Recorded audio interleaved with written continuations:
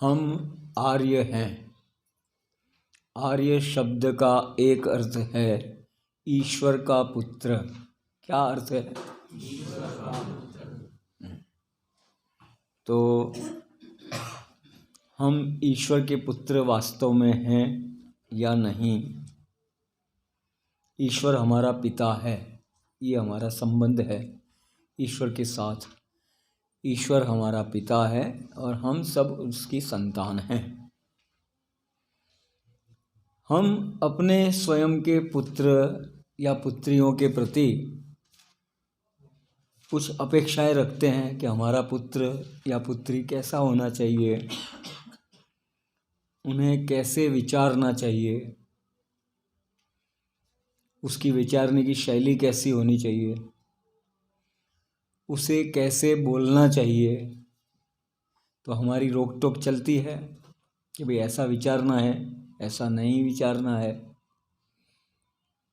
बोलने के विषय में भी ऐसा चलता है कि हम उसको रोक टोक करते हैं कि ऐसा तो बोलना है, ऐसा तो नहीं बोलना है।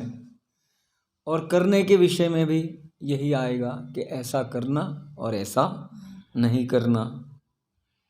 तो यदि हम अपने बालकों से अपेक्षा रखते हैं तो ईश्वर भी कुछ अपेक्षा हमसे रखता है। हमें कुछ दायित्व सौंपे हैं क्या? कुछ कृतज्ञता भी तो होनी चाहिए ना ईश्वर के प्रति। पिता है, उसने इतना सारा कुछ दे रखा है और वो व्यक्ति पिता को कुछ मानता ही नहीं है, कोई कृतज्ञता नहीं, कोई आज्ञा पालन भी थोड़ा बहुत कर लेता है, पूरा पुरुषार्थ नहीं लगाता है, तो ईश्वर हमें क्या मानेगा? हम जो है ईश्वर को नहीं मानते हैं तो फिर और लोग क्या मानेंगे? हम जो है वैदिक धर्मी हैं, अपने आप को आर्य कहते हैं, साधक कहते हैं, शिविरों में आते हैं, भाग लेते हैं, और यदि हम में वही पुराना ढंग चलता है, कुछ स्वार्थ है, कुछ संकुचित भावना आ गई, कुछ आक्रोश आ गया, कुछ कॉन्फिडेंस, आत्मबल का अभाव हम में है, यदि चिड़चिड़ापन है, बाहर के लोगों से तो अच्छा व्यवहार करेंगे, कार्यालय में या जहाँ ड्यूटी है वहाँ तो बहुत अच्छा व्यवहार करेंगे। घर में आकर के जो है व्यक्ति चिड़चिड़ा बन जाता है। घर के लोगों के साथ होता है या नहीं होता है? बाहर के लोग आकर के प्रशंसा करते हैं कि भाई इनका तो स्वभाव बहुत अच्छा है। घर के लोग कहते हैं हम जानते हैं, हम झेलते हैं, हम जानते हैं। तो ऐसा क्यों होता है? प्राय ऐसा होता है, बाहर के लोगों से तो बहुत अच्छा व्यवहार और घर के लोगों के साथ जैसे 36 का आंकड़ा। और कभी कभी ऐसा होता है कि अपने पूज्य स्वामी सत्यपति जी सुनाते थे कि घर में भयंकर झगड़ा चल रहा है। इतने में फिर जो है कोई स्वामी सत्यपति जी जैसे कोई व्यक्ति, संत महात्मा वहाँ पर पहुँच गए, तो फिर वातावरण इतना बदल जाता है, इतनी एक्टिंग होती है उनमें, एक्टिंग पावर होती है, ऐसा लगता है इस घर में सारे महात्मा रहते हैं, बड़े धर्मात्मा, बड़े महात्मा रहते हैं। तो ये हमारे संस्कारों की स्थितियां हैं। संस्कारों को हम उभार भी सकते हैं, संस्कारों को दबा भी सकते हैं, और इसी में सफलता है मानव जीवन की सफलता। ऋषि मुनियों ने तो ये कही कि जन्म जन्मांतर के संस्कार हैं, बड़ी चट्टान बन करके वहाँ पर स्थित हैं। इन चट्टानों को तोड़ना है, इनको नष्ट भ्रष्ट करना है, इसी में हमारे जीवन की सफलता है। इसी से हम ईश्वर के प्रति कृतज्ञ माने जाएंगे, हम में उत्साह आएगा, उदारता की भावनाएं आएगी। ईश्वर ने जितने भी आदेश दिए हैं, सुझाव दिए हैं, निर्देश दिए हैं, वो कोई ऐसे ही नहीं दिए हैं। जो भी बड़ा व्यक्ति होता है, किसी छोटे व्यक्ति को काम सौंपता है काम बताता है, कोई आज्ञा देता है, निर्देश देता है, सुझाव देता है, तो वो जब कर सकता है तब तो देता है ना। या जिसकी करने की कैपेसिटी ही ना हो, कि जो व्यक्ति जो है 50 किलो भार भी ना उठा सके और उसको 150 किलो की बोरी रख देवे, उसके बोझा रख देवे, तो इसमें तो बदनामी होगी ना रखने वाले की। ऐसा काम ईश्वर तो एक साधारण मनुष्य नहीं करता है, किसान भी नहीं करता है, तो फिर जो है ईश्वर कैसे करेगा।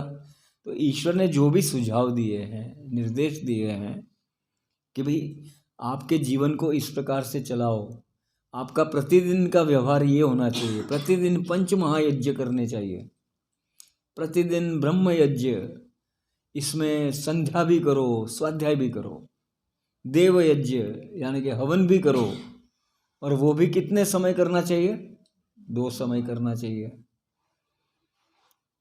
फिर जो है पितृयज्ञ करो, माता पिता सास ससुर की सेवा करो, गुरुजनों की सेवा करो, बलि वैश्वदेव यज्ञ करो, जीव दया का भाव रखो, सबके लिए भाग निकालो, हवन में भी आहुति दो, और अतिथि यज्ञ, आपके घर में रोज उपदेशक सन्यासी आना चाहिए, ये है आदर्श। पंचमहायज्ञ जो है वो प्रतिदिन करने योग्य है। तो इसका अर्थ क्या हुआ, अतिथि यज्ञ कभी कभी करेंगे। अच्छा ये बताइए कि आपके घर में किस किस के घर में कोई सन्यासी आए हो और उन्होंने भोजन किया हो, कौन कौन है आपके आप में से। तो चलो अच्छा है, रोहतक में तो अच्छा है, यहाँ पर कोई सन्यासी भी आते हैं घर पे और कभी कभी भोजन किया है। सन्यासी कहाँ है आजकल, ब्रह्मचारी आए तो भी अच्छा है। उपदेशक, सन्यासी का अर्थ है उपदेशक, जीवनदानी, ऐसा अर्थ लेकर के हम उनको भी कर सकते हैं। बहुत अच्छे, बहुत अच्छे, आने चाहिए, प्रतिदिन आने चाहिए। अच्छा देखिए मैं बताता हूँ, आपने दीनानगर मठ, वहाँ सर्वानंद स्वामी, तो वहाँ पर जो है गुरुकुल चलता है, पाठशाला चलती है, तो उसमें आज की तारीख में भी ब्रह्मचारी लोग जो है भिक्षा मांगने नगर में जाते हैं, और उनके निश्चित घर हैं, अच्छे घर हैं जहाँ खान पान अच्छा है, जिनके आय का स्रोत अच्छा है, ऐसे घरों को निश्चित किया है। तो वहाँ से रोटी मिलती है, दाल सब्जी और ये सब मिलता है। तो ब्रह्मचारी जी बाल्टी में तो दाल और कढ़ी और उसी में सब्जी सब एक में, और रोटी जो है झोले में डाल देते हैं, झोला कंधे पर टांगा है, उसमें रोटी और ये जो भी है तंदूरी है या पराठा है जो भी है, तो वो उसमें, और फिर गुरुजी के सामने ला करके रख देते हैं, और गुरुजी सबको एक एक थाली में बांटते हैं, सबको खिलाते हैं। तो कभी हम भी गए तो हमने भी खाया। तो ऐसा भिक्षा का भोजन, दीनानगर, ये पंजाब में है, हाँ दयानंद मठ दीनानगर, हाँ। तो उनकी कॉलेज है और आयुर्वेदिक डिस्पेंसरी और ये सब, ये बड़े सेवा भावी थे। और आज एक समय का भोजन भिक्षा से आता है। तो वहाँ जो माताएं हैं, जो भिक्षा देने वाली माताएं, वो तैयार होती है, खड़ी होती है, और बढ़िया मक्खन चुपड़ करके और उसमें बुरा और ये सब डाल करके रोटियां और ये सब देती है। तो ये भावना जो है परंपरा चली है वहाँ पर, चली है तो वहाँ चल रही है। तो ये हमारे प्राचीन काल में ये भावनाएं रहती थी। आज बताया ना कि भाई 2 व्यक्तियों को 2 आश्रमों में भिक्षा का विधान है, भिक्षा का ले सकते हैं। कौन कौन ले सकता है, ब्रह्मचारी और सन्यासी। ब्रह्मचारी तो अभी पढ़ रहा है, अपनी योग्यता बना रहा है, और सन्यासी जो है उसने सब कुछ छोड़ दिया, इसलिए वो भिक्षा का अधिकारी है।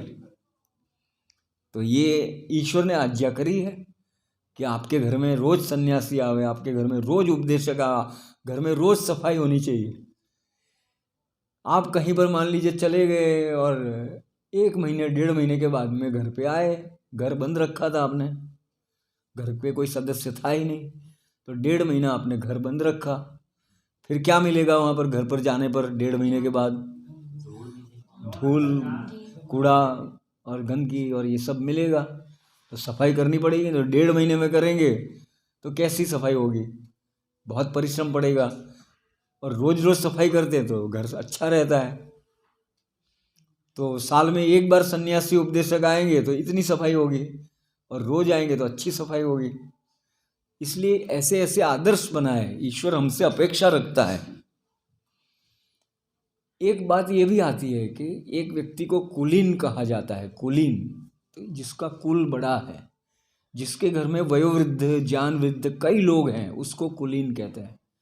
क्योंकि घर का जो छोटा सा सदस्य होता है उसको बहुत कुछ सीखने को मिलता है। ताऊ जी के पास से कुछ सीखने को मिला, पिताजी के पास, चाचा के पास, चाची के पास, सबसे उसको सीखने को मिलता है। तो बड़ा कुल है तो वो व्यक्ति कुलीन माना जाता है कि सबसे सीखता है। तो हम भी जो है ईश्वर से सीख सकते हैं, ऋषियों से सीख सकते हैं, महापुरुषों से सीख सकते हैं। तो क्या सीखना है हमको? अब ये सीखना है कि हमें अपने जीवन का निर्माण करना चाहिए। तो जीवन का निर्माण करने की पद्धति कल बताई मैंने कि भाई जीवन का निर्माण करने की पद्धति ये है, गुरुकुल में प्रवेश ले लो, जैसे इन लोगों ने ले लिया है। संस्कृत पढ़ो, दर्शन पढ़ो, उपनिषद पढ़ो, ध्यान योग सीखो, वेद के अध्याय पढ़ो, और ये सारी बातें पढ़ो। आगे चल करके वेदांग भी पढ़ो, व्याकरण भी पढ़ो, और 10-20 साल लगा करके फिर अपनी योग्यता बढ़ाओ, और गुरुजी के नियंत्रण में रहो, गुरुजी के नियंत्रण में, अनुशासन में रहो। ये यहाँ ब्रह्मचारी हैं, वो अपनी मर्जी से कोई भी काम नहीं कर सकते हैं, पूछ पूछ करके करो। मन में भी योजना नहीं बनानी, ऐसा इनके ऊपर नियम है कि मेरा भविष्य क्या होगा उसकी योजना भी नहीं बनानी है। तो ऐसे ऐसे नियम है, तब जाकर के नियंत्रण होता है और इनका निर्माण होता है। तो ये है पाठ्यक्रम और ये है शैली। 38 वर्ष से ये शैली चली आ रही है। पूज्य स्वामी सत्यपति जी ने रोजड़ में स्थापना की तो ये सब नियम लगाए थे। मैं आपको एक बताऊं नियम कि जो आरंभ में 1986 में जब ये स्वामी विवेकानंद जी विवेक भूषण थे, क्या नाम था? ब्रह्मचारी विवेक भूषण जी, ये नाम था। आचार्य ज्ञानेश्वर जी थे और ऐसे ऐसे 10 छात्र थे। उनके ऊपर नियम था सब लोग गंभीर रहें, कोई हंसे नहीं, कोई हंसावे नहीं, और जो कोई हंसेगा उसका दांत दिखाई देगा, उसका 2 समय का दूध बंद हो जाएगा। 2 समय का दूध बंद, ये दंड है। दंड के बिना कोई सुधरता नहीं है।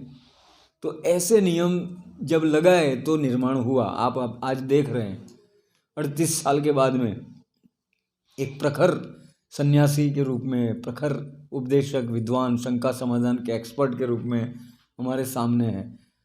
रात में नींद में से भी उठा करके पूछ लो, किसी भी दर्शन की, कोई भी सूत्र की, कोई भी शंका पूछ लो, जो उनका विषय है मुख्य।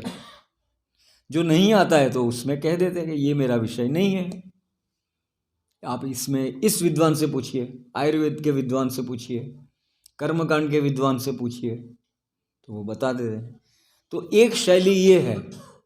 इसमें साथ साथ में उन्होंने ये जोड़ा था, 38 वर्षों से ये परंपरा अभी भी चलती है कि ब्रह्मचारी को प्रतिदिन अपना आत्मनिरीक्षण लिखना है। अपनी दिनचर्या में उसने क्या त्रुटि, क्या दोष, क्या भूल की, वो लिखना भी है और सार्वजनिक स्वीकार भी करना है। गुरु जी वहाँ पर जो भी प्रवचन उपदेश के लिए आएंगे तो वो रात्रि की कक्षा है ऐसी 8:30 बजे कि कुछ आत्मनिरीक्षण होता है और कुछ प्रेरक प्रवचन होता है। तो सबके सामने अपने दोषों को स्वीकार करना होता है। 38 वर्षों से चल रही है, तो इससे निर्माण होता है। तो इतनी सारी बातें जो है लेकर के चलता है तो व्यक्ति के जीवन का निर्माण होता है। अब आपके पास समय नहीं है, अवसर नहीं है, लेकिन ये बहुत महत्वपूर्ण कार्यक्रम है आत्मनिरीक्षण वाला। आप यदि आत्मनिरीक्षण के कार्यक्रम को अपने जीवन में अपना लेंगे तो आपका जीवन बहुत महान बन जाएगा। आपको सोचना है कि ईश्वर ने हम जीवात्माओं को, हम मनुष्यों को क्या क्या आज्ञाएं दी है, किस किस क्षेत्र में, व्यक्तिगत क्षेत्र में, परिवार के क्षेत्र में, समाज के क्षेत्र में, राष्ट्र के क्षेत्र में और विश्व के क्षेत्र में क्या क्या निर्देश है, का क्या क्या आज्ञाएं हैं, उसको हमें देखना है। और हमारा जीवन कैसा चल रहा है। क्या आपने एक सुना है कि संसार एक सागर है, भवसागर कहते हैं ना, भवसागर। तो हमारी स्थिति क्या है भवसागर के विषय में? क्या हम भवसागर में डूब गए हैं? एक स्थिति ये है, भवसागर में डूब गए हैं या भवसागर के साथ बह रहे हैं, या फिर जो है कुछ हाथ पांव मार करके कुछ किनारे पर जाने की कोशिश में है। तो ये जो है, ये हमें अपना आकलन करना है। और हमारा पुरुषार्थ कितना है, हमारी कर्मठता कितनी है, हमारे जीवन में सेवा, दान, परोपकार कितना है, कितना होना चाहिए, और ऋषि मुनियों का जीवन कैसा था, उससे तुलना करेंगे। कूड़े कचरे के साथ तुलना करके संतोष नहीं मानेंगे। और प्रतिदिन सुबह उठते ही संकल्प करेंगे कि मेरे जीवन में जितने भी सद्गुण हैं, मैं एक सद्गुण उसमें बढ़ाऊंगा। मेरे जीवन में जितने भी दुर्गुण हैं, आज के दिन में एक दुर्गुण को हटाऊंगा, नया पैदा नहीं होने दूंगा। किसी के संग से कोई नया दुर्गुण आ रहा है तो सावधान हो जाना चाहिए। तो इस प्रकार की प्रतिज्ञा करेंगे। फिर उसके आधार पर दिन भर क्या करेंगे, संघर्ष करेंगे। आपके संस्कार जो हैं वो आपको गलत काम में प्रेरित करेंगे, अच्छे काम नहीं करने देंगे, बाधा करेंगे, उससे आप संघर्ष करेंगे। संघर्ष करते करते आप थक जाएंगे तो सो जाएंगे, सो करके उठ करके फिर से संकल्प और फिर से चल पड़ना है। तो इस प्रकार से जो है, जो भी व्यक्ति करेगा वो लाभ उठाएगा, अपने जीवन को महान और श्रेष्ठ बना करके खड़ा करेगा, और वो सच्चे अर्थ में ईश्वर का पुत्र बनेगा। तो आप लोग जो है, जैसी दिनचर्या शिविर की है, उस दिनचर्या को, उसमें से कई सारी बातें हैं आप घर पे ले जा सकते हैं। आप मौन के कार्यक्रम को घर पे ले जा सकते हैं। अच्छा, आज की स्थिति क्या क्या रही मौन के विषय में? मौन का किस किस ने भंग किया? थोड़ा थोड़ा मौन का किस किस ने भंग किया? अब आगे आप संकल्प लेना चाहेंगे कि भाई कल का दिन है और परसों का दिन है, कल करेंगे पक्का, मजबूत? हाँ पक्का। हाँ, तो पूरा दिन रखिए। जो जिसका पूरा दिन का होगा तो पालन हो जाएगा, और 1-2 घंटे की छूट लेगा ना तो फिर बेहिसाब हो जाएगा 1-2 घंटे में से। ठीक है, तो मौन के विषय में हमें कहना ना पड़े, आप लोग सावधान और सतर्क रहेंगे। अब ओमकार का उच्चारण करके इस कक्षा को विराम देते हैं। आप लोग इस विषय में और चिंतन करें। ओ